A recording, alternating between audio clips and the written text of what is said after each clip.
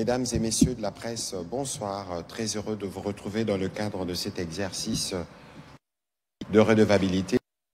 Et ce soir, ce sera un exercice quelque peu spécial parce que nous ne parlerons pas avec le ministre d'État, ministre des Infrastructures, d'abord des travaux publics et de ce qu'il occupe quotidiennement. Mais ce soir, monsieur le ministre d'État, nous voulons faire une plongée dans un exercice qui est sensible et particulier en ce moment parce que nous sommes évidemment agressés par le Rwanda et dans le cadre de cette agression, le narratif qui revient régulièrement met au devant votre communauté, la communauté à laquelle vous appartenez, et nous avons estimé qu'il était important, comme vous l'aviez fait déjà une fois dans le cadre de cet exercice de redevabilité, mais que ce soir nous puissions nous focaliser sur la question pour que vous puissiez nous donner les détails et pour que notre opinion puisse être édifiée parce que malheureusement, la guerre, nous la faisons dans un contexte aussi où il y a beaucoup de mauvaises informations qui circulent, qui ne permettent pas aux uns aux autres de comprendre la portée et la sensibilité de certains sujets. Et donc ce soir, nous voulons parler de la cohabitation pacifique en République démocratique du Congo et de la place de la communauté Banyamulenge. Monsieur le ministre d'État, bonsoir. Bonsoir Patrick. Merci de vous joindre à cet exercice de redevabilité dans un contexte où nous avons lancé la campagne Congolais Téléma. Monsieur le ministre, pour commencer, comment votre communauté vit ces moments lorsqu'elle est constamment épinglée par les présidents rwandais comme étant une communauté qui vit un génocide en République démocratique du Congo? Comment réagissez-vous face à tout cela? Parce que vous savez mieux que nous que tout ce que le président Kagame dit n'est pas vrai. Merci, monsieur Patrick Mouyaya. Je voudrais commencer d'abord par saluer nos chevaliers de la presse ici. Bonsoir à vous.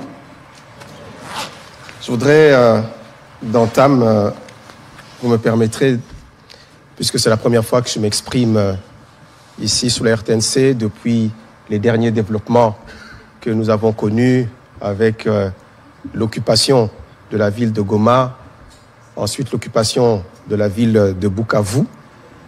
Je voudrais exprimer toute ma solidarité et ma compassion à nos frères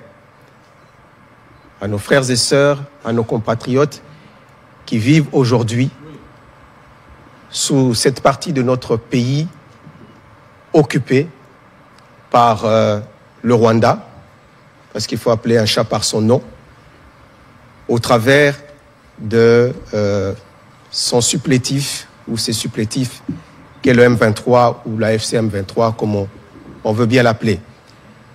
Et donc, nous voulons ici dire que nous partageons ces moments difficiles avec eux et nous pouvons comprendre que être sous la domination de forces d'occupation soit vraiment des moments, des temps difficiles pour nos frères qui vivent à Goma, à Bukavu et dans toute cette partie, parce qu'aujourd'hui, Rutshuru aussi connaît le même problème, Masisi connaît le même problème. Et donc, notre solidarité et notre compassion les accompagnent à chaque instant. Alors, comment est-ce que notre communauté, la communauté Banyamulenge, vit cette situation? C'est un véritable déchirement pour nous. Un véritable déchirement parce que nous nous rendons compte que aujourd'hui, un pays voisin, que moi je traiterais d'un État belliqueux, exploite les quelques problèmes que nous pouvons avoir dans notre pays. N'oublions pas que nous sommes un pays immense, avec 450 tribus, et que, comme d'autres pays, nous connaissons des défis internes. Et ces défis internes sont, par rapport à cette problématique, sont des défis de cohabitation entre certaines communautés. Je voudrais vous parler d'abord, avant de répondre à cette question, de ma propre expérience. Comme il a dit, je suis originaire du Sud Kivu, territoire d'Uvira. Je suis de la communauté Banyamulenge. Mais avant d'être membre du gouvernement, je suis d'abord un élu du territoire d'Uvira. Élu du territoire d'Uvira signifie que j'ai obtenu des voix, non pas seulement de ma communauté d'origine, les Banyamulenge, mais aussi des autres communautés. Bafuliro, Bavira, Babembe, Bashi, Barega, qui sont installés dans ce territoire. Et peut-être pour la petite histoire, vous devrez aussi savoir que je suis le fils d'un illustre homme politique, M. Gisaro Mourosa Frédéric, qui lui-même, en son temps, a été également commissaire du peuple.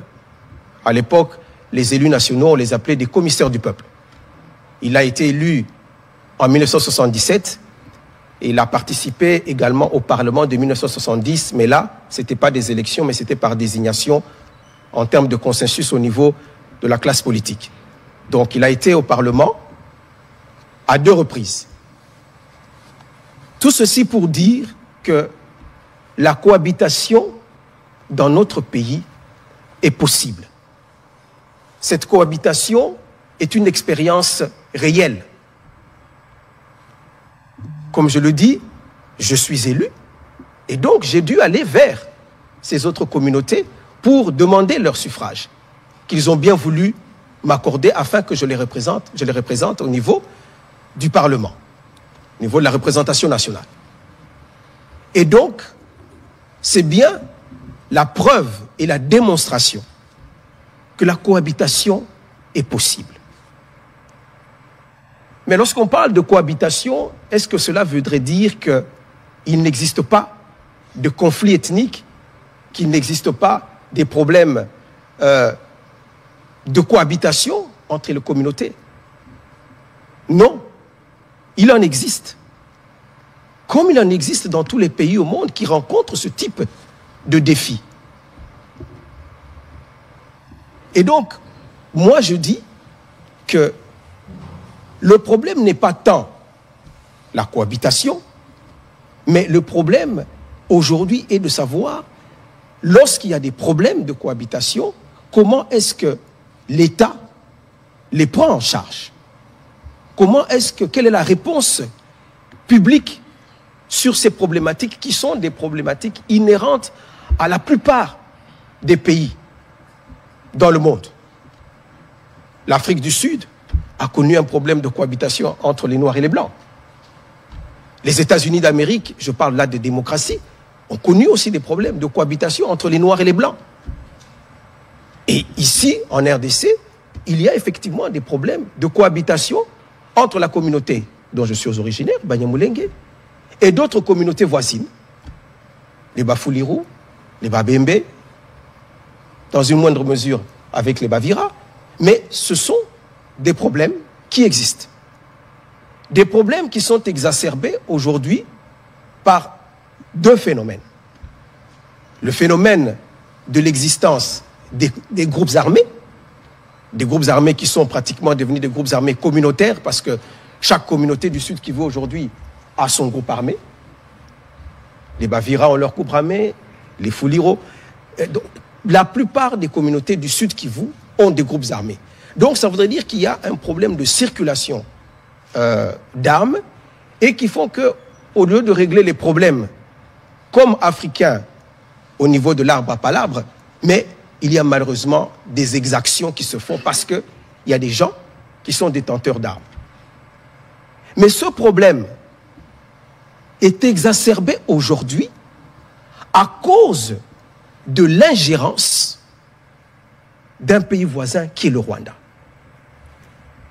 L'ingérence du Rwanda au travers des multiples invasions qu'ils ont perpétrées dans notre pays, font que ce problème a pris une dimension qui est aujourd'hui, qui nous fait vivre la situation, comment je vais appeler ça, cette situation terrible que nous connaissons aujourd'hui, où notre pays est divisé, où notre pays est victime d'une agression, d'une occupation, avec des prétextes fallacieux, où un pays vous dit « je viens pour protéger la minorité Tutsi ou la minorité Banyamulenge qui sont en danger d'extermination ». Mais où se trouve ce projet d'extermination? Qu'on me dise à quel endroit on a concocté ce projet et combien de Tutsis aujourd'hui sont massacrés dans notre pays.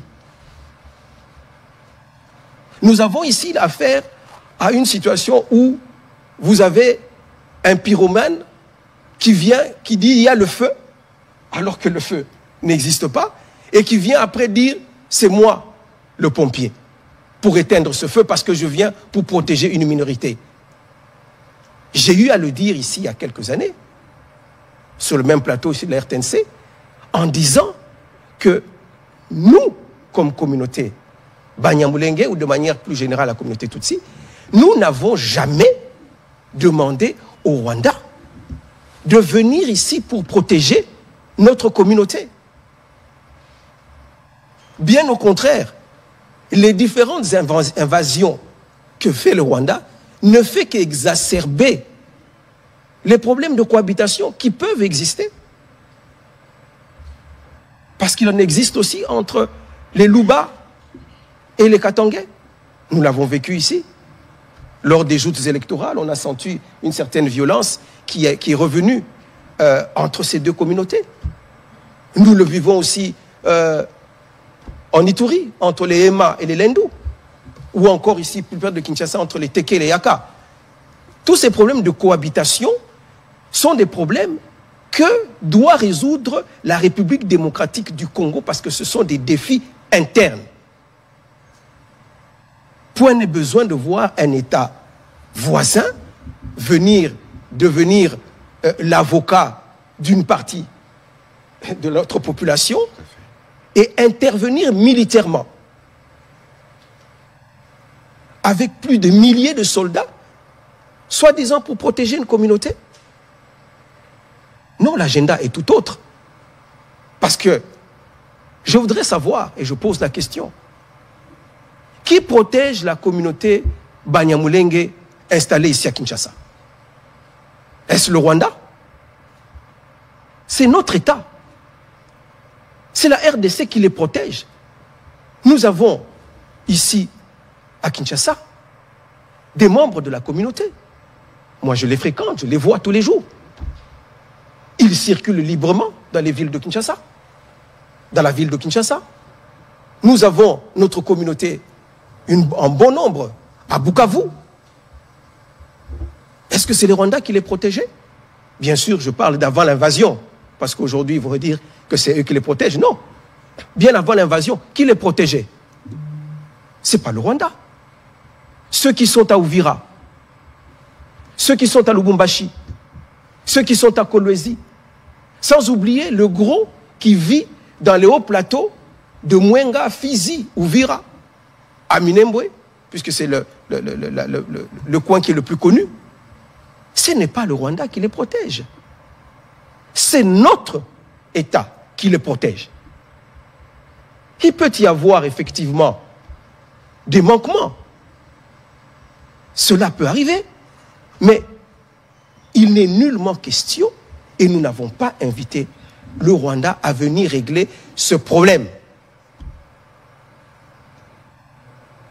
Qu'il y ait des discours de haine vis-à-vis de cette communauté, parce que une certaine partie de notre population qui est affectée par le fait que le Rwanda attaque notre pays et qui dit « mais vous leur ressemblez ». C'est ça le vrai problème. C'est la confusion qu'il y a parce que lorsqu'on regarde le visage des Rwandais, entre guillemets, parce que là aussi, il faut préciser que le Rwanda est peuplé non pas que des Tutsis, mais il y a aussi des Hutus, et qui sont majoritaires. Mais simplement parce que le régime de Kigali aujourd'hui, qui est dirigé par M. Kagame, et parce que M. Kagame est Tutsi, comme je le suis, comme il y a des communautés à cheval sur chacune de nos frontières, mais à cause de cette ressemblance de phénotype, on considère que nous épousons leur narratif, nous épousons leur cause. Il n'en est pas question. Moi, et comme beaucoup d'autres, Banyamulenge, et je dirais même des Tutsis, de manière générale, nous ne sommes pas d'accord avec ce que le Rwanda, le plan du Rwanda, le plan macabre du Rwanda sur notre pays. Nos problèmes, nous voulons les régler en interne. Nous n'avons pas besoin de l'intervention d'un autre pays pour venir résoudre ou pour venir nous protéger, comme je venais de le dire.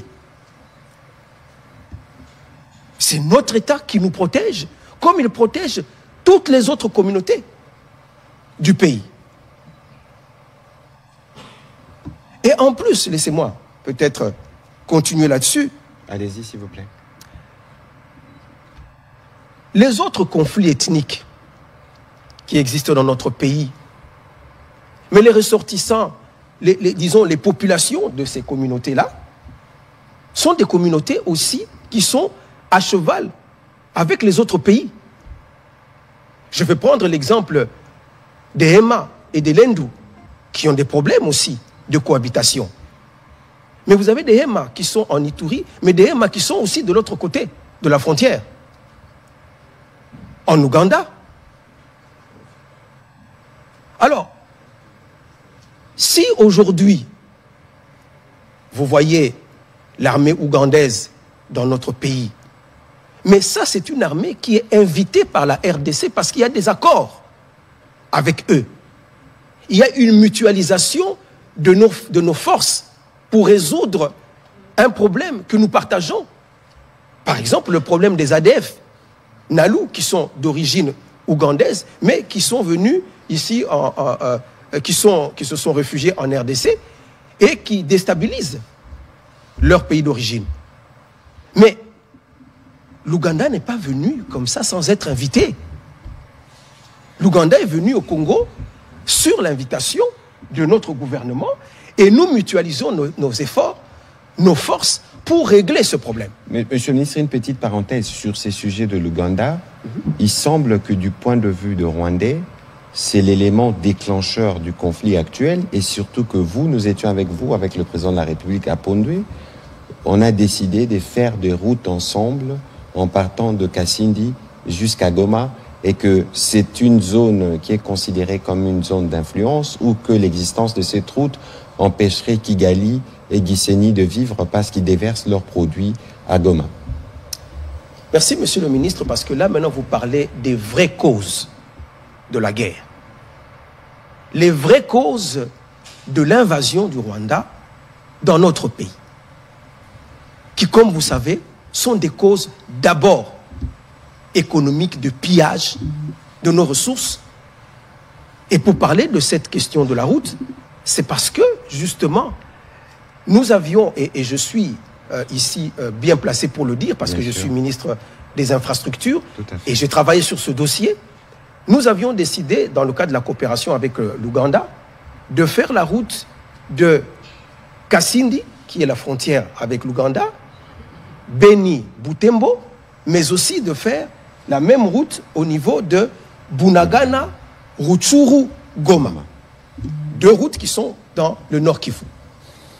Et nous avions décidé de le faire ensemble, en partageant d'ailleurs les coûts de ce projet. Mais c'est à la suite justement du lancement de ce projet que le Rwanda a décidé d'entrer en guerre avec nous. Pour la bonne et simple raison que aujourd'hui, vous savez que notre pays est un pays enclavé, du moins dans sa partie est, et que pour atteindre l'océan Indien, il faut traverser des pays voisins, dont le Rwanda ou alors l'Ouganda, et l'essentiel du trafic passe par le Rwanda, Gisenyi, la ville de Gisenyi, qui est la ville voisine, ou Cyangugu, qui est l'autre ville vers Bukavu. Et nous avons l'essentiel des trafics qui passent par là. Parce que le Congo, en passant par Bunagana, donc en modernisant la route qui passerait de Goma, Rutshuru, Bunagana, c'est là les vraies raisons de la guerre. Parce qu'ils ont compris que tout le trafic qui passait par Gisenyi allait être détourné et les retombées économiques dont ils étaient bénéficiaires allaient aller vers l'Ouganda. Et c'est comme ça que la guerre a commencé. Vous savez que à l'arrivée du président Tshisekedi au pouvoir, il a eu une politique d'ouverture vers les voisins. Tout à fait. Dont le Rwanda. Nous avons tous vécu ça ici. Et je dis que ce n'était pas facile, puisque la population congolaise a toujours gardé un sentiment de rancœur à cause des différentes invasions dont nous avons été victimes. Aujourd'hui, l'invasion s'appelle AFDEL. Demain, ça s'appelle RCD. Après-demain, ça s'appelle CNDP. Le surlendemain, ça s'appelle M23.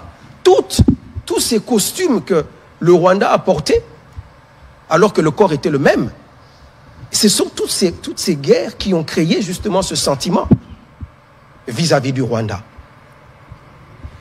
Et donc, le président Tshisekedi, en arrivant au pouvoir, lorsqu'il décide de l'ouverture, c'est assez mal perçu par notre population. Mais il voyait les choses dans une vision de paix et de développement de toute la sous-région. Absolument. Construisons plutôt des ponts plutôt que de construire des murs entre nous, afin que toutes les populations de notre sous-région, de notre comté, puissent en bénéficier.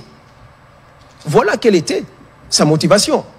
Et il a tendu la main au Rwanda.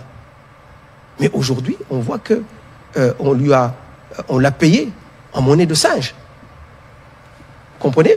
Et donc, pour revenir à ce que je disais tout à l'heure, c'est véritablement d'abord des raisons économiques et je dirais même des revendications territoriales. Puisqu'aujourd'hui, peut-être que la presse n'est pas informée, mais si vous suivez les débats au Parlement rwandais, aujourd'hui, ils discutent sur les contours ou les limites du Rwanda de l'époque, je veux dire, précoloniale. Tout à fait. À l'époque des royaumes et des empires. Et on aura l'occasion d'y revenir. On va y revenir peut-être. Tout à fait.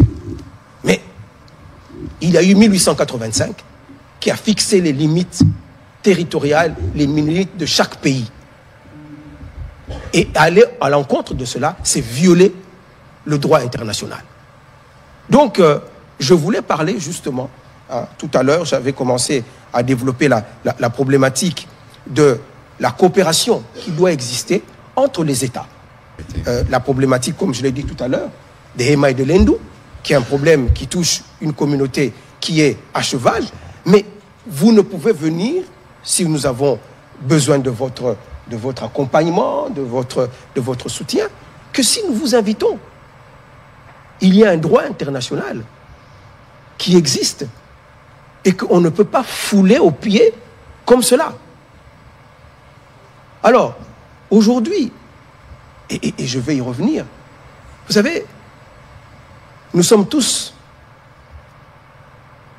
conscients que le Rwanda a vécu un drame innommable, le génocide. Tout à fait.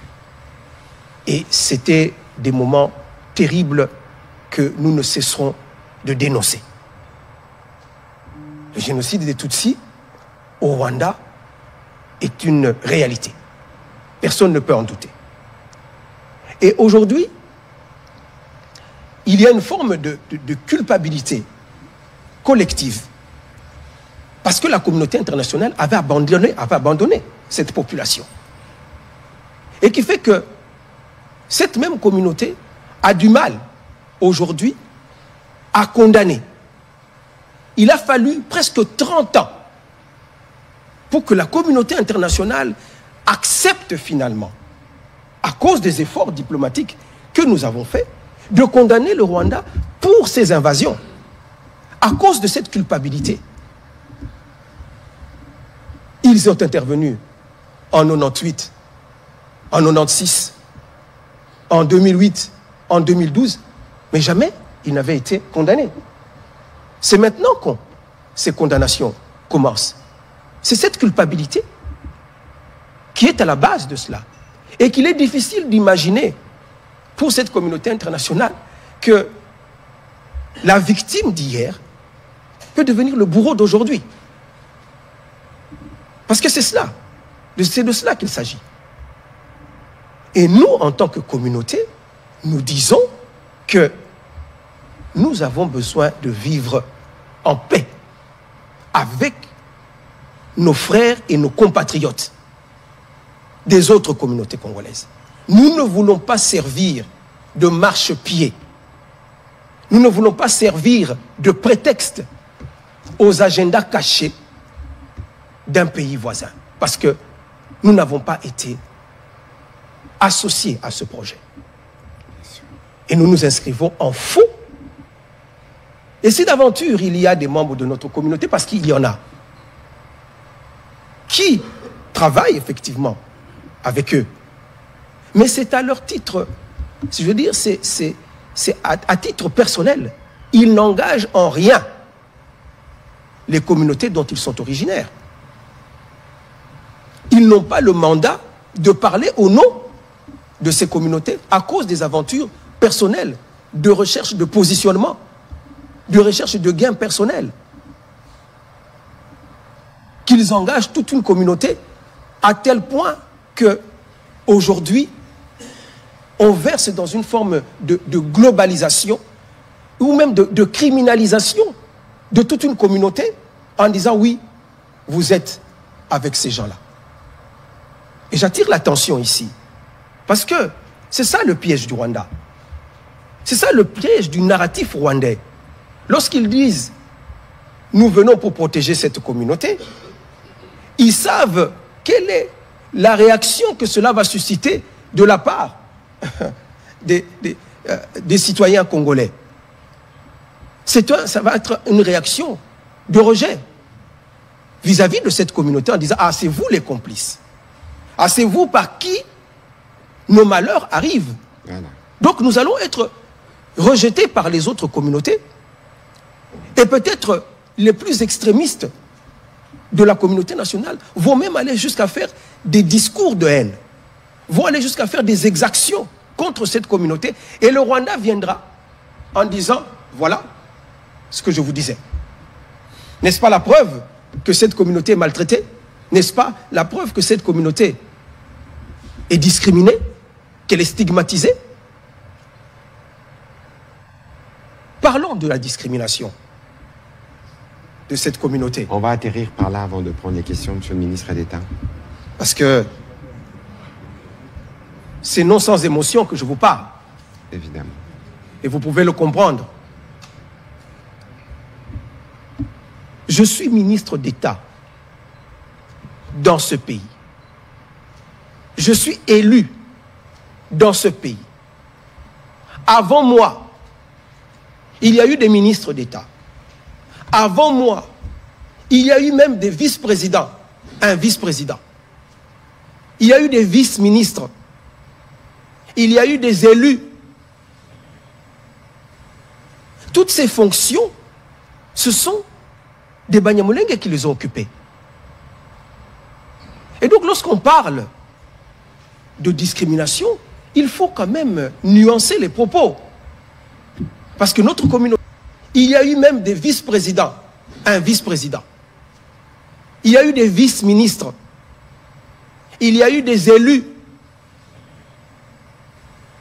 Toutes ces fonctions, ce sont des Banyamulenge qui les ont occupées. Et donc lorsqu'on parle de discrimination, il faut quand même nuancer les propos. Parce que notre communauté a toujours été représentée, je ne veux pas dire dans toute l'histoire, mais je vous ai compté, je vous ai dit que dans les années 70, nous avions un élu. Et plus tard, il y a eu peut-être un vide pendant un moment donné, mais plus tard, nous avons eu un ministre des Affaires étrangères ici. Et tous ceux que je viens les fonctions que je viens de citer.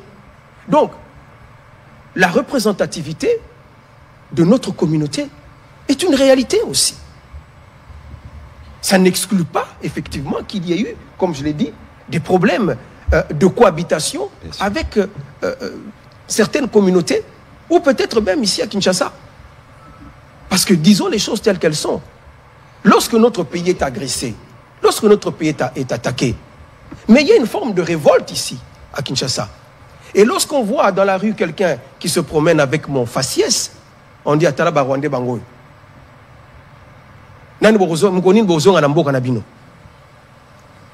Donc cette confusion qui vient dans le chef de notre population, mais quelle en est la cause? C'est d'abord les attaques. C'est d'abord l'agression. Bien sûr, l'élément déclencheur. L'élément déclencheur. Et donc, ce que nous pouvons dire aujourd'hui, c'est de ne pas verser dans ce piège qui nous est tendu. Poison rwandais. Ce piège qui nous est tendu, qui tend à nous diviser, qui tend à exploiter nos conflits, à exploiter nos divergences internes, pour servir des agendas que la plupart de ceux qu'on utilise ne connaissent pas. Voilà le danger qui nous guette. Je vais peut-être m'arrêter là. Monsieur le ministre, merci beaucoup. C'était lent parce que j'avais prévenu en début de cet exercice que c'était un briefing particulier. Je voudrais, avant que nous ne puissions prendre les questions de professionnels des médias, revenir sur ce que le président de la République disait à ces sujets, à ces mêmes endroits où nous sommes, le 22 février 2024. Tout à fait. Je suis le seul, si pas le premier en tout cas président de la République démocratique du Congo à avoir dit haut et fort, en parlant des Banyamulenge, mais j'élargis même à tous les Tutsis congolais que ce sont nos compatriotes. Il y a des Banyamulenge qui sont morts pour cette République et sous le drapeau. Donc j'en ai assez de ce discours qui consiste à discriminer ces populations et à donner ainsi l'occasion à des régimes barbares comme celui du Rwanda de nous envahir, sous de fallacieux prétextes d'ailleurs. Parce que je dois attirer ici l'attention de tout le monde, et c'est très dangereux d'avoir ce genre de discours. Vous faites le tapis de ce régime criminel du Rwanda, parce que ce régime, figurez-vous, il a aussi des Hutus qui travaillent à sa cause. Il a fabriqué. Et il envoie ces gens traquer, violenter, massacrer des Tutsis pour dire « Ah, vous voyez, les Tutsis sont en danger ». Donc, méfiez-vous, chers compatriotes, je ne veux pas que dans la République démocratique du Congo, que je dirige, grâce à vos suffrages, qu'il y ait de la discrimination. Tant que je serai président de ce pays, aucun citoyen de ce pays, aucune communauté tribale, ethnique de ce pays ne sera discriminé. Je tiens à le dire haut et fort et je ne m'arrêterai pas là. Voilà, le président de la République lui-même, le commandant suprême, l'a dit de manière claire et ferme qu'aucune communauté ne devrait être discriminée. C'est un rappel que nous faisons tous les jours. C'est un rappel qui est très très important parce que, comme nous le savons tous, la République démocratique du Congo est un pays rempli de minorités, mais nous formons tous un seul pays. 26 égale 1, 145 égale 1, comme vous tous vous le savez.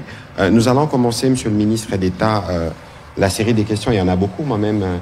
Il y a des préoccupations pour lesquelles nous solliciterons vos éclairages, parce qu'il est important que notre population qui nous suit à travers cet exercice comprenne justement la sensibilité du sujet et la nécessité pour elle de faire toujours la démarcation entre ceux qui sont les bourreaux et ceux qui sont des dommages, parce que malheureusement, votre communauté est stigmatisée et cette stigmatisation faite par le président Kagame vous expose, comme vous l'aviez expliqué tout à l'heure, aux yeux des autres communautés. Mais c'est pour ça que nous faisons cet exercice, pour que les uns et les autres puissent comprendre et faire la nuance sur cette question et nous préserver d'être considérés comme un pays où il y a une discrimination contre une communauté. Monsieur Amédée Moirabou, allez-y pour vos questions. Merci beaucoup. Amédée Moirabou pour Finance et Entreprises. J'aurais deux questions d'actualité au ministre Mouyaya. Excellence, on assiste ces derniers temps à une véritable croisade de Rwandais, de Paul Kagame dans le média américain, où on entend la même rhétorique mensongère pour justifier sa présence ou non en République démocratique du Congo. Mais on observe que de votre côté, c'est silence radio. Alors j'aimerais savoir qu'est-ce qui est fait à votre niveau pour contrer cette croisade dans les médias américains avec la rhétorique mensongère que vous connaissez bien. Alors la deuxième question, Excellence, c'est il y a le Parlement rwandais qui a pris une résolution le 6 mars, c'est tout récent, sur les causes profondes de l'idéologie du génocide dans la région des Grands Lacs. Alors, pour être beaucoup plus précis, j'aimerais lire cette résolution. C'est une quinzaine de résolutions que le Parlement rwandais a pris. Et la première résolution dit ceci.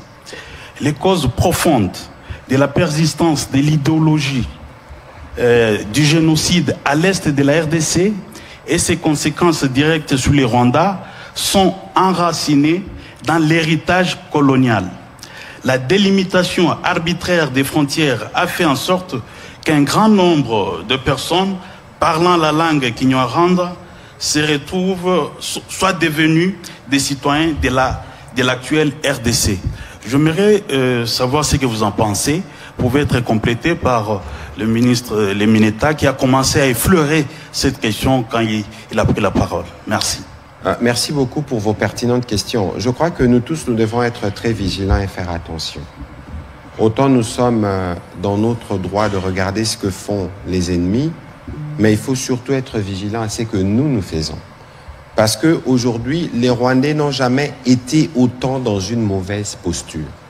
Et que la contre-offensive, entre guillemets, si les gens veulent la considérer comme telle, parce que ça se fait en renfort de mensonges aux États-Unis, ne vient qu'en réaction. N'oubliez pas qu'il y a quelques semaines, celui qui est considéré comme le numéro 2 du régime, qui a été des tristes mémoires, chef d'état-major de notre armée en 97, a été sanctionné par les Américains. Il est ministre d'État en fonction. Il a été sanctionné.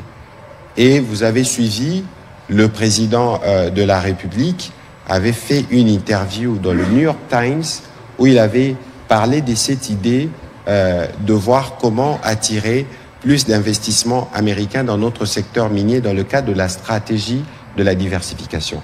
Les débats aujourd'hui aux États-Unis n'est pas les débats qui consistent à écouter les mensonges répétés des Kagame.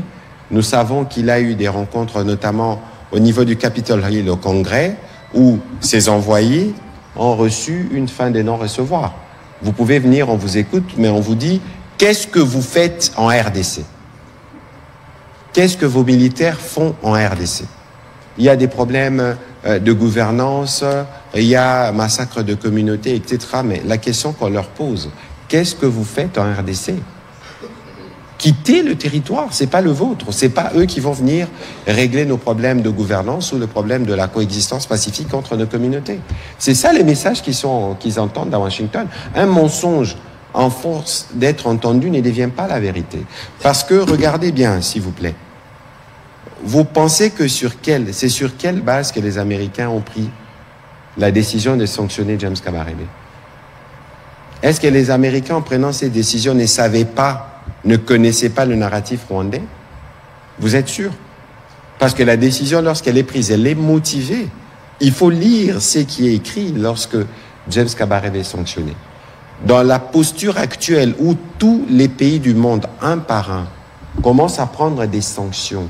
Les sanctions qui, pour nous d'ailleurs, sont arrivées un peu plus tard, après les condamnations, est illustratif du ras-le-bol, du comportement du président rwandais. Alors moi, je veux bien que les compatriotes puissent être sensibles sur les gesticulations de nos adversaires, mais il faut bien lire et bien interpréter le travail que nous faisons avec le président de la République en tête. Vérifiez, regardez, vous tous, vous avez vu, Monsieur Boulos, que le président Trump a choisi pour être l'envoyé spécial dans le Grand Lac. Et lorsque vous lisez les articles qui annoncent tous, en toile de fond, parlent du deal minier, ou de la discussion. Alors, lorsqu'on veut parler à ce niveau-là des intérêts stratégiques à la fois américano-congolais, mais qu'est-ce que les Rwandais viennent faire là? Au contraire, le président Kagame, il essaye, on sait comment il opère à travers des groupes pour essayer de se trouver une place dans ces débats, mais il n'a pas de place justement dans ce débat qui doit se faire entre la République démocratique du Congo et le gouvernement américain. Et donc ici, il faut savoir que c'est eux aujourd'hui qui ressentent le plus des besoins d'aller s'expliquer dans le monde entier.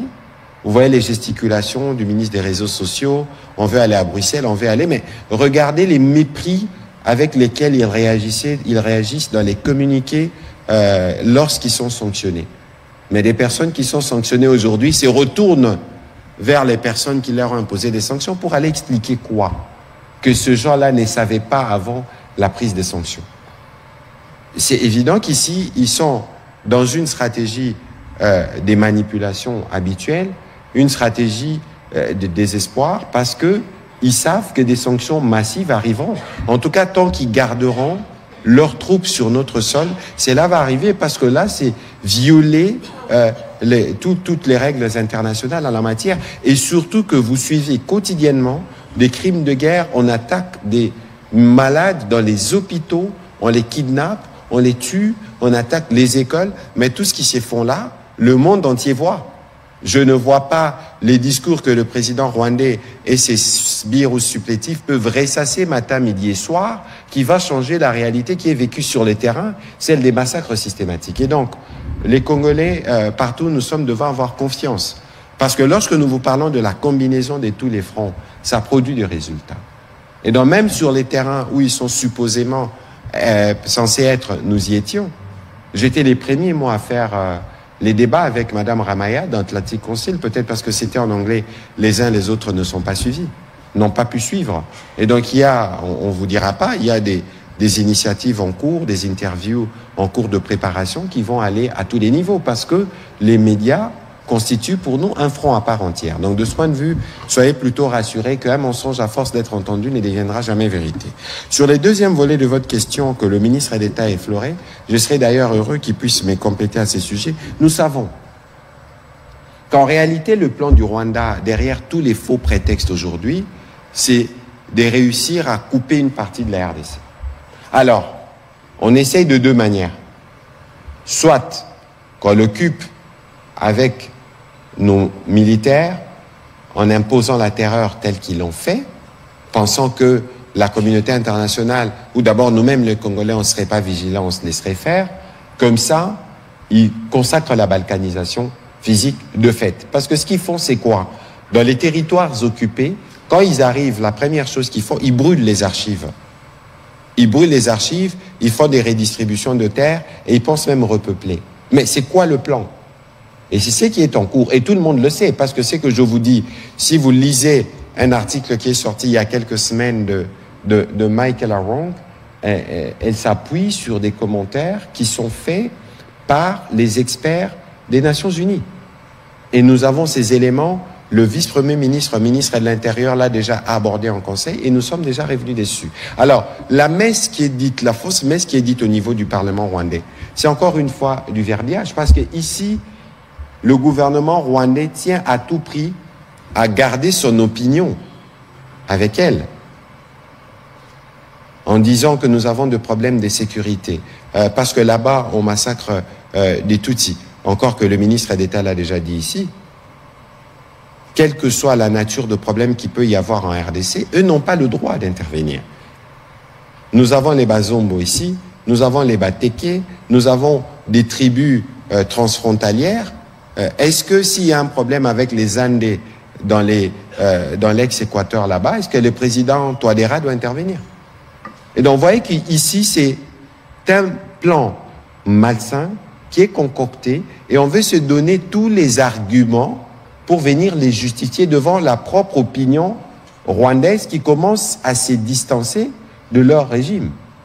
C'est parce que les citoyens rwandais n'ont pas le droit à la parole. Mais si on leur devait donner la parole, je ne suis pas sûr qu'ils embrasseraient tout de suite les schémas ourdis par leur président. Un schéma où on veut commencer à perpétuer des mensonges avec des sénateurs qui ne se gênent pas devant des médias publics de venir tenir des propos qui attaquent les femmes dans ce qu'elles ont de plus précieuses, qui sont victimes des agissements de leur armée. Vous voyez la structuration d'un régime si barbare et qui pense pouvoir se pérenniser ici, soit par eux-mêmes, soit par des supplétifs. C'est là le plan. Et c'est pourquoi nous sommes debout. C'est pourquoi les Congolais nous sommes télémas. C'est pourquoi toutes les communautés de la RDC, y compris la communauté du ministre d'État, dit non et se mobilise justement pour mettre fin à ces plans malsains d'occuper une partie de notre territoire et de revenir sur les tracés coloniales. C'est vous dire que tout ce qu'ils utilisent comme prétexte, discours de haine, etc., ce ne sont que de prétextes mensongers. Les vraies raisons sont celles-là. Monsieur le ministre d'État, un complément sur cette question. Très bien. Je crois que vous avez pratiquement tout dit sur la question, mais moi je voudrais insister sur le fait que le monde dans lequel nous vivons n'est pas une jungle, où chacun peut se lever, un État peut se lever et fouler aux pieds les règles internationales impunément. Les relations entre États sont définies par, justement, des règles internationales. Et donc, ici, on ne peut pas comprendre. Il y a des exemples dans l'histoire, d'ailleurs. On ne peut pas comprendre que ce soit un État étranger qui vienne faire l'avocat d'une communauté d'un autre pays. Si les communautés de ces pays-là, d'un pays donné, mettons la RDC ici, puisqu'on parle du cas des Tutsis, si les Tutsis s'étaient levés pour dire « nous voulons une autodétermination », une autodétermination parce que nous ne sommes pas acceptés en RDC, nous sommes... Alors, cette autodétermination, c'est celle-là qui peut créer ou engendrer, comme dans le Soudan du Sud, vous savez que le Soudan avant était un seul pays, mais ce que vivaient les Noirs du Soudan a poussé ce peuple-là à s'autodéterminer. Vous comprenez? Mais ici, en République démocratique du Congo, ce qui est étonnant, ce n'est pas la communauté congolaise qui peut avoir des problèmes, qui demande une autodétermination. Il s'agit d'un autre pays qui vient, qui dit non, non, non, non, cette communauté-là vous devez, parce que c'est ça qu'il y a derrière. Peut-être que vous ne l'avez pas souligné. Ce qu'il y a derrière, ce que le Parlement a pris comme résolution, ce sont des visées territoriales. Ce sont des visées pour dire que puisque ces populations se sont retrouvées de l'autre côté de la frontière à cause des limites fixées par la colonisation, eh bien, nous voulons récupérer ces espaces dans lesquels ils vivent. C'est ça qu'il y a derrière. C'est ça l'agenda. Le véritable agenda, c'est celui-là. Et maintenant, on commence à utiliser des mécanismes nationaux, passant par le Parlement, une résolution, pour que demain, on puisse passer véritablement à l'action. Donc c'est ça le but. Vous comprenez? Alors, nous disons qu'il n'y a pas, en République démocratique du Congo, des espaces ou des personnes ou des communautés qui ont décidé qu'elles puissent être récupérées par le Rwanda, ou que leurs espaces puissent être... Et il ne faut pas oublier aussi que, en parlant que des Tutsis, mais les Tutsis ne vivaient pas seuls. même dans l'époque coloniale, ou l'époque des royaumes et des empires. Si tant est qu'ils vivaient dans ces parties, dans ces espaces, Rutshuru, Massissi, ils n'étaient pas seuls. Et donc lorsqu'on parle de, même si on devait, dans l'impossible, je suis dans l'impossible où il y aurait quelqu'un qui voulait le faire, mais ce n'est pas que une communauté qui vit avec les autres, qui dit, moi, je décide que, voilà, je veux m'autodéterminer. Non. Ils étaient avec les Hutus, ils étaient avec les Nyanga, ils étaient avec les Houndé, ainsi de suite. Vous comprenez? Donc, ceux de notre communauté qui veulent servir ces intérêts-là ne pourront pas y arriver parce qu'il y a les autres communautés qui ne vont pas les rejoindre dans cette démarche-là. Vous comprenez? Donc, aujourd'hui, on ne peut pas imaginer, c'est tout simplement invraisemblable. Voilà pourquoi on utilise la terreur. Voilà pourquoi on utilise la force armée pour faire taire ceux qui osent lever le doigt ou lever la bouche pour pouvoir dire le contraire de leur agenda. C'est ce qui est en train de se passer. Et malheureusement, pour eux, c'est que même nos villes qui sont occupées aujourd'hui, il y a une vraie résistance. Il y a une résistance silencieuse peut-être, parce qu'ils n'ont pas d'armes pour pouvoir réagir. Mais ils résistent. On leur parle. Et ils demandent quand est-ce que, finalement, nous allons revenir dans le giron national. Nonobstant la propagande que nous pouvons entendre, de leurs affidés. C'est ça la réalité. Voilà ce que je pourrais dire. Voilà, Monsieur Eric Izami. Merci, Monsieur le ministre. Tout d'abord, je voudrais commencer par louer ces initiatives parce que j'aurais voulu que ça puisse se succéder avec ce qu'on avait fait autrefois avec le professeur Ndaiwel Eziem Isidore, mais ensuite avec le professeur Tshibangou Kalala dans ses explications. Félicitations pour vos initiatives. Maintenant, mes préoccupations. Merci. La République démocratique du Congo, jusqu'aujourd'hui, partout à travers le continent, on sent que nous priorisons la paix pour vivre avec les autres. Vous avez bien parlé, les Congolais de partout vous ont écouté. Mais vous, aujourd'hui, Monsieur le ministre Alexis Gisaro, vous êtes aussi un notable. Vous avez dit, et vous avez dit avec sincérité, que vous êtes un élu d'Ouvira, donc Sud Kivu. Puisque nous, RDC, nous avions priorisé la paix et que le voisin belliqueux n'en veut toujours pas, alors comment pensez-vous que l'on puisse résoudre ces problèmes récurrents des incursions rwandaises dans nos terres, en pensant à ce qu'avait dit Mobutu en son temps? Je ne veux pas récupérer par la parole ou le dialogue ce qu'on m'a ravi par la force. Avant vous et moi, Mobutu l'avait dit. Ça, c'est la première préoccupation. La deuxième préoccupation, vous avez dit et fait remarquer que dans le Sud Kivu, nous avons Chabunda, Kalehe, Walungu, Kabare, etc., etc. Mais vous avez remarqué que chaque tribu ou presque, les Babembe, les Bafulero, les XY, ont chacune des tribus une milice. Comment vous, en tant qu'élu du peuple, donc notable et érudit de la République, pensez-vous résoudre ce problème-là pour que ça puisse terminer? Et je termine par cette question. Vous avez été sincère. Moi, je suis fils de l'ONATRA. Vous avez été ADG à l'ONATRA. J'ai vu un peu votre parcours comme ça. Moi, en tant que journaliste, vous, en tant que politique. Alors, quand vous dites, vous n'avez pas donné mandat à X ou Y personnes appartenant à votre communauté que d'aller revendiquer quoi que ce soit aux Congolais. Vous avez dit la vérité. Mais alors, la question, seriez-vous capable de coopérer avec la justice de la République démocratique du Congo pour dénicher ceux-ci qui distribuent la mort quand même? Ce sont là mes questions. De toute évidence, le ministre d'État va répondre, mais sur la question de la sécurité de communauté, c'est pas une question qui se règle au niveau de la notabilité, c'est une question qui se règle au niveau global.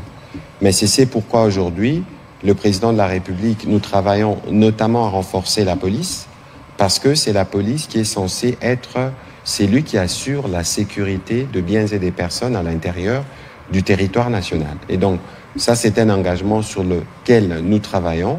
Évidemment, il faudra régler les problèmes de groupes armés.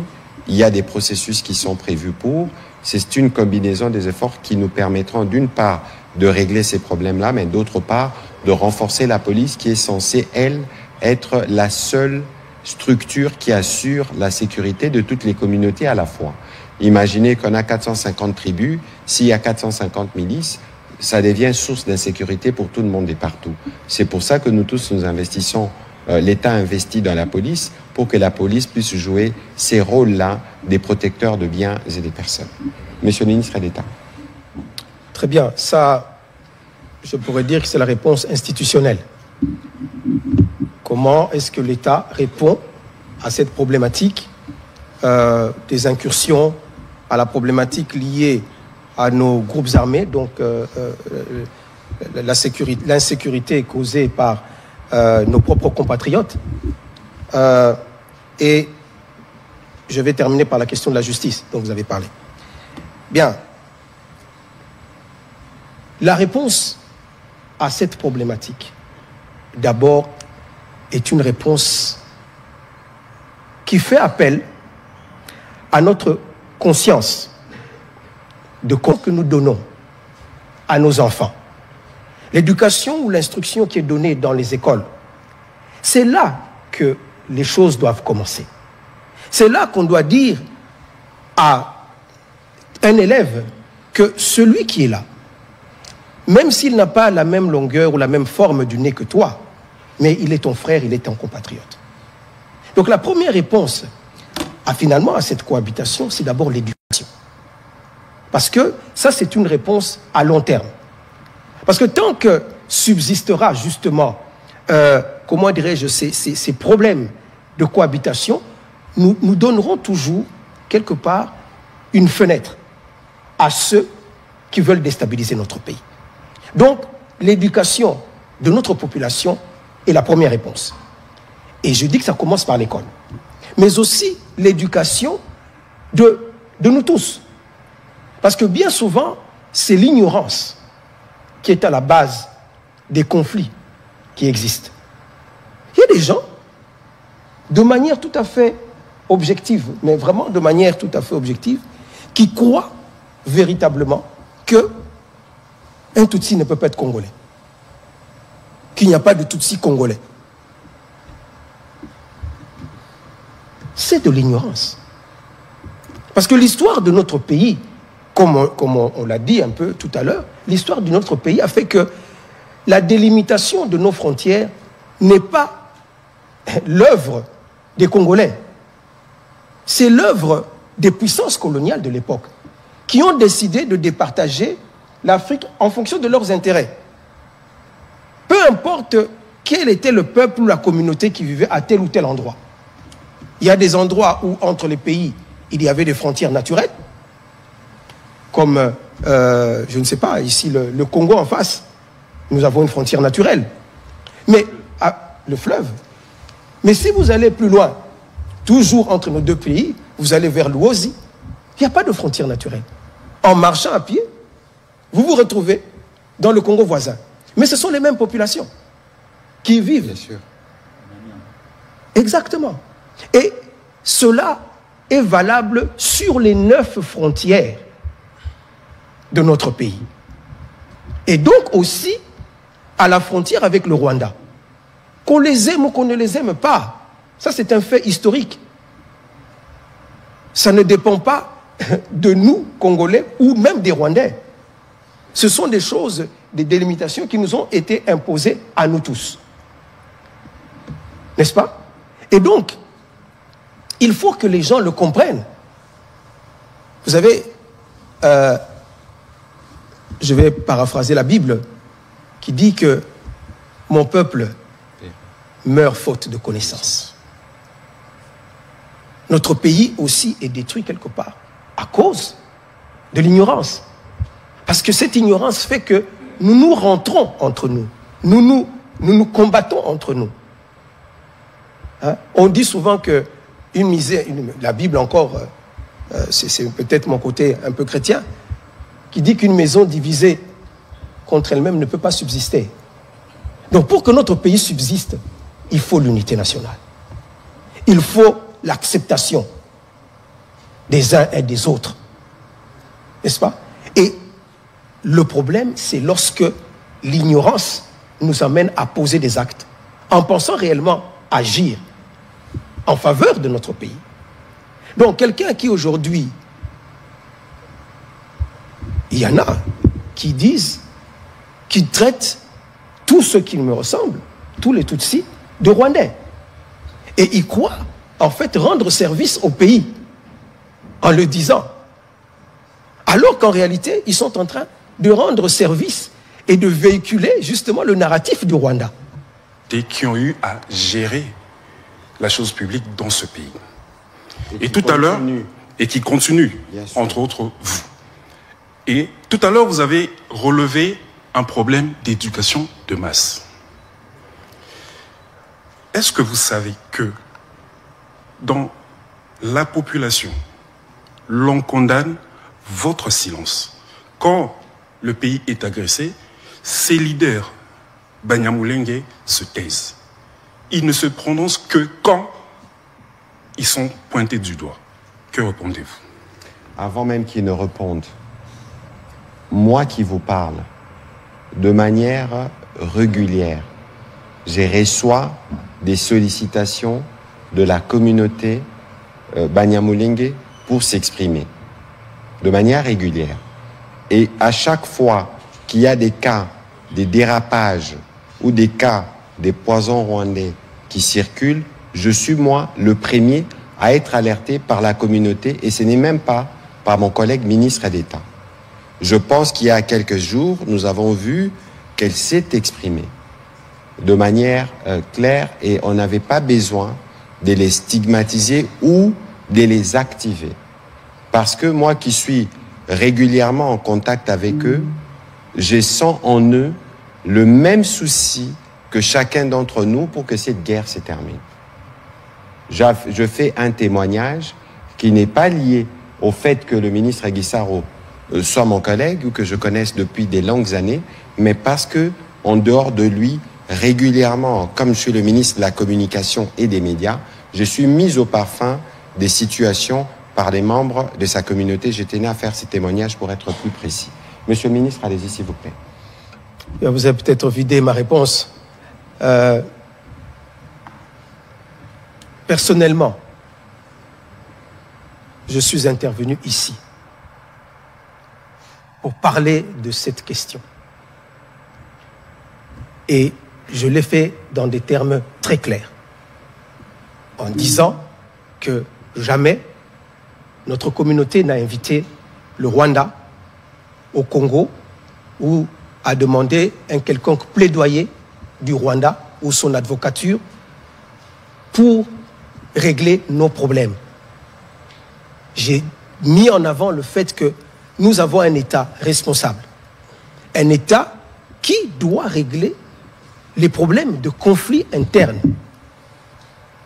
là où ils apparaissent. Donc nous ne sommes pas tus, nous l'avons dit. Mais peut-être que, et je peux accepter votre remarque en disant nous devrons le faire plus souvent. Peut-être nous devons le faire plus souvent pour que la communauté nationale soit, ou l'opinion nationale soit beaucoup plus informée sur ces questions. Nous devrions réaliser des émissions historiques qui peuvent montrer effectivement que la problématique, même des origines, que nous ne sommes pas une population qui est venue juste après les massacres qu'il y a eu au Rwanda, parce que cette idée aussi circule dans la population en disant voilà, ils sont arrivés ici en 1960, après que le Rwanda ait connu les massacres de 59, ou encore d'autres qui situent notre arrivée en 72. Des émissions pareilles doivent être organisées. Et moi, je peux vous dire que je l'ai fait sur d'autres chaînes de télévision, bien avant. La dernière fois ici, c'était le 14 février 2023. Avec vous. Ici. Et puis on a déjà fait plusieurs émissions, notamment avec l'honorable Sebineza. Tout à fait. Ou avec les députés d'Ouvira. Vous avez reçu aussi d'autres personnes, comme M. Gassoré, M. Kamanzi, ou d'autres personnes qui ont eu à intervenir sur ces questions pour expliquer à l'opinion nationale. Mais c'est vrai que peut-être que les gens estiment que nous ne parlons pas assez, ou nous ne le disons pas assez. Je peux, effectivement, accepter cela pour dire que nous devons faire un effort plus grand pour que notre population soit mieux informée, soit mieux sensibilisée sur ces questions, parce que, effectivement, c'est là le véritable piège qui est tendu, non pas à une communauté, mais qui est tendu à notre pays. Tout à fait. Parce que c'est ça, aujourd'hui, le véritable discours, le narratif du Rwanda se base sur cela. Et nous ne voulons pas cautionner ce narratif. Et je pense que vous allez nous revoir beaucoup plus souvent sur ces questions. Voilà. Monsieur le ministre d'État, parce que nous parlons de votre communauté, de sa représentativité, est-ce que vous pouvez nous donner, peut-être sans les citer, pas les nombres, mais tout au moins une idée des membres de votre communauté qui font partie des différentes structures de l'État? Oui, j'aurais dû d'ailleurs l'évoquer tout à l'heure. Tout à l'heure, j'ai parlé des fonctions, des hautes fonctions d'État, en parlant de ceux qui ont œuvré dans le gouvernement. Mais dans les entreprises publiques, nous avons aussi des membres de la communauté qui sont des directeurs dans les entreprises. La Banque centrale, le Fonds de promotion de l'industrie, et j'en passe. Mais au-delà du monde civil, il y en a aussi dans l'armée. Dans l'armée, nous avons des membres de la communauté, mais à tous les niveaux, à tous les grades. Des généraux, à partir du grade de général jusqu'au plus bas de l'échelon. Nous avons une dizaine. Si je dois prendre tant ceux du Sud Kivu que du Nord Kivu, nous avons une dizaine. Actuellement, le numéro 1 de la zone de défense, qui a en face de lui justement les armées du Rwanda ainsi que ses supplétifs du M23, le général Masunzu, et de la communauté, Banyamulenge. Le commandant des régions adjoint du Sud Kivu et de la communauté Banyamulenge. Je passe, vous avez au niveau de l'inspection générale, au niveau de la force terrestre, nous sommes représentés dans ce corps. Et ce qu'il faut ajouter, c'est que ces communautés ou les membres de notre communauté meurent avec les autres. Absolument. Les présidents de la République l'avaient relevé ici. Ils versent leur sang avec les autres. Récemment encore, au mois de février ici, il y a un colonel qui a été abattu sous les balles de l'armée rwandaise. Son corps est ici, est à la morgue. Oui. Donc, nous sommes présents dans les institutions et dans la vie nationale, de manière générale. Je ne parlerai pas de ceux qui sont dans le commerce. Il y en a qui font du commerce de vaches, qui circulent avec leur bétail un peu partout de la République. Et si certains, effectivement, peuvent rencontrer des problèmes, parce que ça arrive aussi, qu'ils soient en face de certains extrémistes qui leur causent des problèmes, véritablement. Mais tout cela, ça revient à ce que disait tout à l'heure le ministre. Ça, ce sont des questions que notre pays, notre État, doit résoudre et est en train de résoudre. C'est pourquoi vous voyez que, au plus haut niveau de l'État, le chef de l'État lui-même se mouille le maillot pour en parler, pour éviter que nous tombions dans le piège qui nous est tendu, en disant, ce sont des compatriotes. Ils meurent au front avec nous, avec les autres communautés de la République, pour défendre l'intégrité territoriale, pour défendre notre pays. Et c'est ça, finalement, le sens même de l'unité nationale. C'est ça le sens de la cohésion nationale. Et ce n'est que de cette façon que nous bâtirons un État fort au cœur de l'Afrique. Tout à fait. Merci. Voilà. La question, je la pose à M. le ministre de la Communication et Médias. Monsieur le ministre, puisque actualité oblige, la présidence angolaise a annoncé aujourd'hui, mardi, la prochaine ouverture des négociations avec des groupes armés après la visite du président de la République. Est-ce que le M23 et AFC sont aussi concernés par ces négociations? Écoutez, merci pour la question. Ce qu'il faut savoir, et c'est que je peux en dire pour le moment, c'est que le président angolais avait une responsabilité dans le cadre de la résolution 2773. Pour ceux qui n'ont pas lu, je souhaiterais que les gens lisent, parce que c'est lui qui est le médiateur principal dans le cadre du processus de Luanda. Et il a invité le président de la République aujourd'hui pour lui faire part de l'initiative qu'il a prise. Donc il faudra attendre dans les prochains jours de précisions qui pourront être faites sur comment cette initiative devrait se faire. Donc nous reviendrons pour vous donner les plus amples détails dès que nous les aurons. Voilà. Monsieur le ministre, on va terminer cet exercice, mais il y a quand même la question, une question pendante, c'est la question des FDLR. Parce qu'on peut tous se souvenir qu'il y avait ici l'ambassadeur du Rwanda qui est revenu sur le sujet. Je voudrais qu'avec la technique, on puisse les réécouter, comme ça on pourra avoir aussi votre réaction sur le sujet, parce que c'est un prétexte qui est récurrent.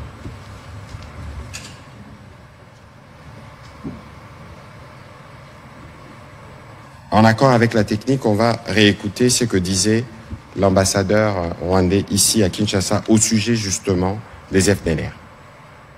Nous n'avons aucun intérêt d'attaquer les FDLR aujourd'hui, au moment où les FARDC les ont sérieusement attaqués et ils sont vraiment affaiblis. On en parle très peu. Donc c'est aussi le fruit d'une bonne coopération. Une bonne coopération amène à des résultats qui enlèvent l'élément ou l'épine dans le pied. Ou le prétexte, comme on l'appelle ici. Comme aujourd'hui. Voilà, Monsieur le ministre d'État. Merci beaucoup pour le passage de cet élément. Parce que Monsieur Kariga qui parle et était l'ambassadeur du Rwanda ici en République démocratique du Congo. Et ces propos, il les a tenus en 2021, je pense, si mes souvenirs sont bons, où, comme vous l'avez suivi avec moi, il dit que les FDLR ne constituent plus une menace existentielle pour le Rwanda. Il y a encore 4 ans. Il ne constitue plus une menace existentielle. Pourquoi? Parce que la République démocratique du Congo a mené des opérations qui ont fait qu'on a réduit la nocivité de ce groupe. Et aujourd'hui, quand il le disait, il ne constitue plus une menace. Donc, et il insiste sur la coopération qui existait entre les deux pays, qui a conduit à ce résultat. Il a dit c'est bon qu'il y ait une coopération. Et j'aimerais dire clairement qu'il n'y a pas meilleure réponse pour comprendre que le narratif rwandais d'aujourd'hui est un narratif qui est totalement faux. Parce qu'eux-mêmes l'ont dit, et c'est un représentant officiel du Rwanda qui l'a dit. Il n'y a plus de menace existentielle du Rwanda par rapport au FDLR. Donc ce que nous comprenons, c'est quoi? C'est-à-dire que lorsqu'il y a coopération entre les deux pays, les FDLR n'existent plus, ne sont plus une menace. Mais lorsque les relations deviennent mauvaises, tout d'un coup, ces FDLR deviennent une menace. Que devons-nous comprendre? Quelque part, il y a quelqu'un qui ment. Ou c'est l'ambassadeur qui avait menti, et je ne pense pas que c'est le cas, ou c'est le discours actuel, ou qui est mensonger. Absolument. Donc, en réalité, chers compatriotes, il s'agit là d'un mensonge d'État. Les FDLR, comme vient de le dire, effectivement, dans une période non suspecte, le Rwanda a déclaré que les FDLR n'était plus une menace pour le Rwanda. Et d'ailleurs, dans le cadre justement du processus de Luanda, la République démocratique du Congo s'est offerte en disant mais si réellement le problème est là, nous pouvons mutualiser nous pouvons essayer de régler ce problème. Non pas en mutualisant, parce qu'aujourd'hui, nous n'avons plus confiance en eux. Mais la RDC s'engage à pouvoir régler ou à neutraliser ces forces résiduelles, pour utiliser l'expression qu'eux-mêmes ont utilisée. Nous avons pris cet engagement à Luanda, et puisque nous l'avions réussi dans le passé et qu'eux-mêmes l'ont reconnu, nous pouvons encore le faire aujourd'hui pour le petit résidu qui reste. Voilà, merci Monsieur le ministre d'État. L'exercice était long, il était intéressant, et merci de votre disponibilité et celle que nous connaissons d'ailleurs de membres de votre communauté à s'associer notamment à la campagne Congolais Téléma que nous avons lancée pour faire face justement à cette agression rwandaise. Mais Monsieur le ministre, il faut aussi Samalam, il faut aussi Sanalingala. Banakino, Bazolanda Biso, est-ce qu'il y a un mokuse au kokiko yanola? Naba oyo nde batunaki mutuna awa oyo bazola ki sabata communauté na bino musapi ya kolobake bino boza ba complice ya ba oyo bazobundisa biso lelo. Maloba na yo, Monsieur le ministre d'État. Ezali lokuta monene oyo Rwanda lelo azali ko propager tango azali ko lobake bazali ko ya awa pona ko protéger communauté na biso. Ezali lokuta monene d'abord parce que communauté na biso etikali ko inviter bango te, etikali ko senga bango te ke bazala ba avocat na biso. Communauté na biso ezali une des communautés ya Congo. Ba problème na biso entre Congolais, atato bundi, atato swani, tozali na tata, pe tokoluka ba solution na katikati na biso. Toza na besoin te que muta uta libanda po ya koluka biso ba solution awa. Oyo azaki kolobake ayepo na yango, ayepo na yango te, ayepo na agenda mususu. Agenda ya Rwanda ezali agenda te ya koya ko protéger communauté na biso. Nazaki koloba tout à l'heure que communauté na biso ezali na Kinshasa. Toza ko vivre na Kinshasa. Toza ko vivre na Bukavu. Est-ce que na Kinshasa ata soki problème to pokoso ebimi ezali kaka l'état na biso? Est-ce que tokenda kolela? Tokoloba président batu bakomi koloba ke biso toza ba complice. Batu bakomi kotela biso na liso mabe. L'état vient à notre secours, pe bayaka. Ba oyo ba se permetta ba attaquer communauté na biso awa parce que yaka pe. Tolo ba vérité puisque za makambo to vivre awa sous le régime. Mais la réaction était directe. La réaction était directe, on est venu protéger notre communauté awa. Ba sitenga moko oyo akufi awa na Kinshasa likolo ya likambo wana. Eza Rwanda te mute protéger ki bango ezali l'état na biso. Po tozali na l'état oyo azali responsable, pe tozali na mokonzi ya mboka oyo azali ko dénoncer yango mikolo nyonso na ba discours na ye. Alobaki yango na Angleterre à l'époque na Londres, alobaka que Munyamulenge azali congolais lokola ba misusu, azali compatriote lokola ba misusu. Botika kosala le jeu de l'ennemi.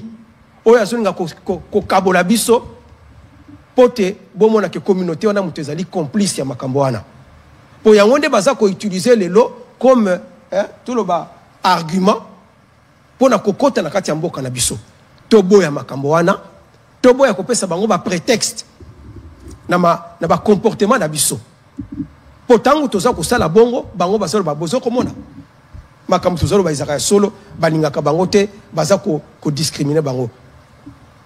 Ceux qui bandeko ata problème ekozali ekoki kozala ata pokoso ekoki kozala toza na l'état na biso oyo tulingi yende a régler ba problème wana. Yango nde toza ko senga, yango nde toza ko linga te que toza ko senga biso ba congolais to sala le lit to bango nde ni na lingala to pesa bango raison te na discours bango basanango o bazonga ko lekisa na ba mboka libanda kuna ko kosa ete que voilà communauté oyo génocide za ko se préparer aux communautés oyo massacre za ko se préparer contre bango ya wana biso ba biso pula wana ezali wapi bayoka kiongo wapi boni bakufi na kati ya communauté wana tozali wana Kinshasa tozali na Bukavu tozali na Uvira tozali na Lubumbashi tozali na Kolwezi